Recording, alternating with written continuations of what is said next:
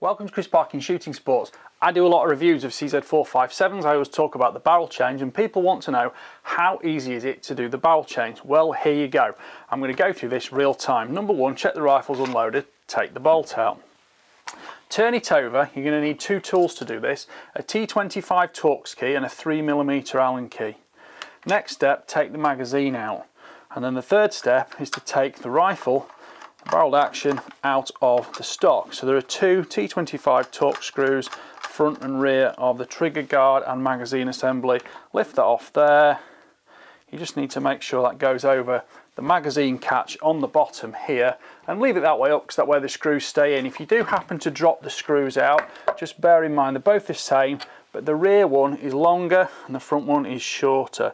So if I just put those together, they're about like that. There is also a small metal recoil lug in here.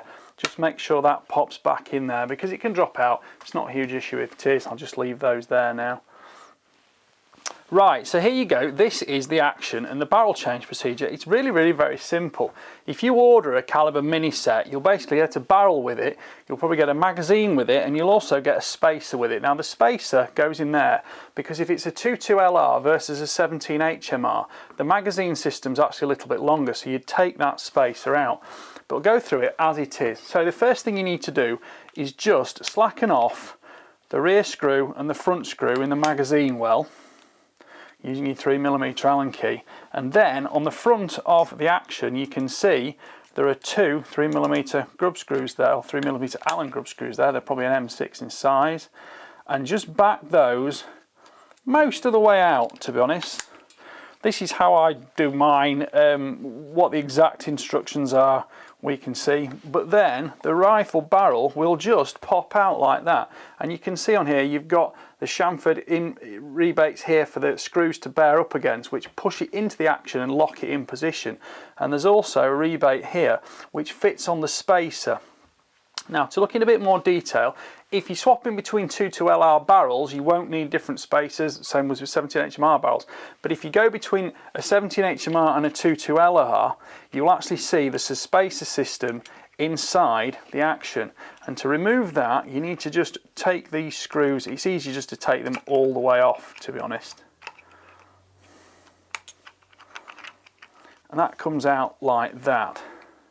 Again, the rear screw is slightly longer, and in here you can just drop out the spacer system. Now the spacer system has the screw hole, the threaded hole at the back for that screw to bite into, but essentially when the barrel goes in the action, that fits like this, and as well as being a spacer system, it also has the correct feed ramp for the cartridge included. So that will fit together like that inside the action, and then it will present the magazine underneath it. It's all very logical. It's impossible to put it together the wrong way around. Just be careful, sometimes you just need to give that a little bit of a wriggle just to make sure the bolts and screws line up. Now if you do swap the spacer system, there is a simple metal pin, goes through there, push that out, and that is the spacer system, and it'll come with your caliber mini set. If you then take it out, put it to one side, keep it carefully, save the pin as well, because you won't need that with the 17 HMR version.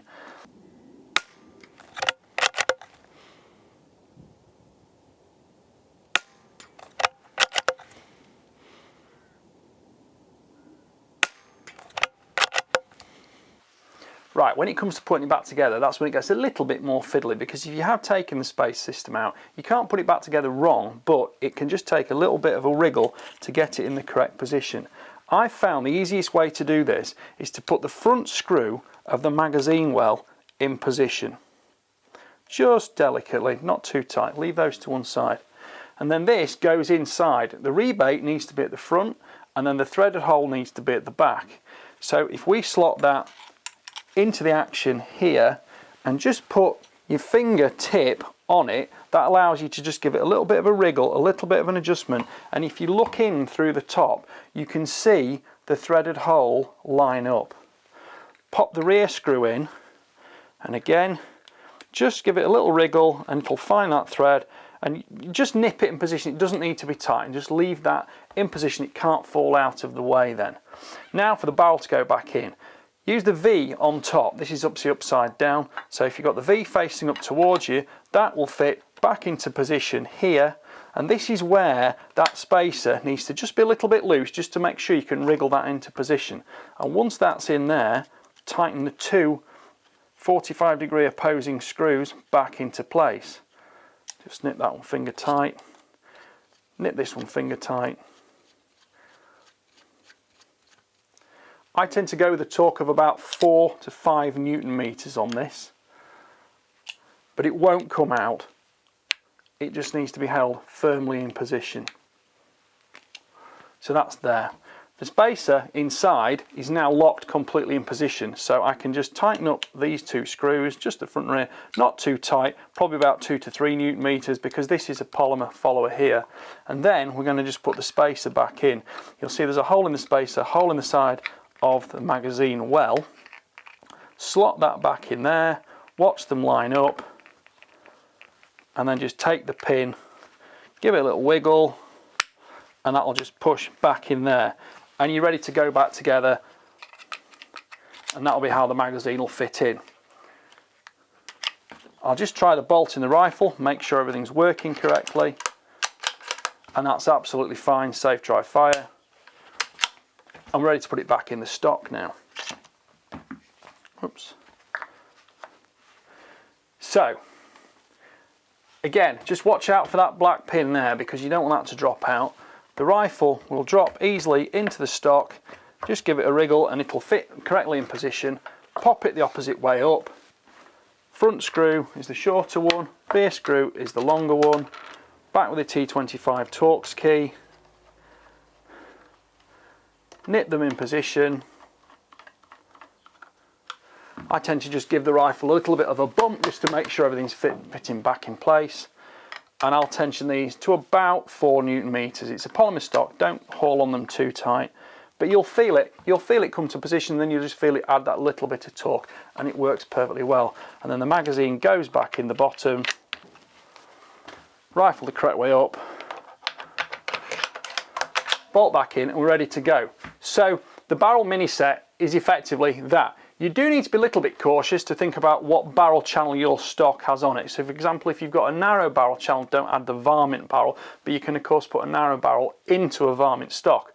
I've actually just ordered a 17 HMR barrel and a 22 WMR barrel for this stainless synthetic version of the 457, because I've got so many requests to review those cartridges in this stock. So we shall see how that goes when they arrive. But in the meantime, I can carry on shooting this now as a 22LR. I will say, don't expect perfect return to zero. You will just want to check it, but it won't be miles away from target. It'll be within a few centimetres, probably at 100 metres of your zero position.